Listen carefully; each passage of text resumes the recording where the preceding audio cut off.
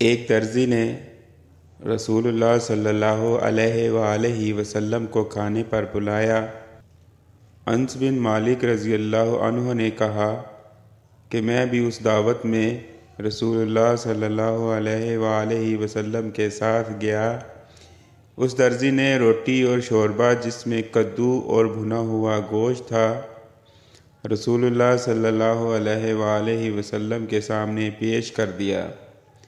میں نے دیکھا کہ رسول اللہ صلی اللہ علیہ وآلہ وسلم کدو کے قطلے پیالے میں تلاش کر رہے تھے۔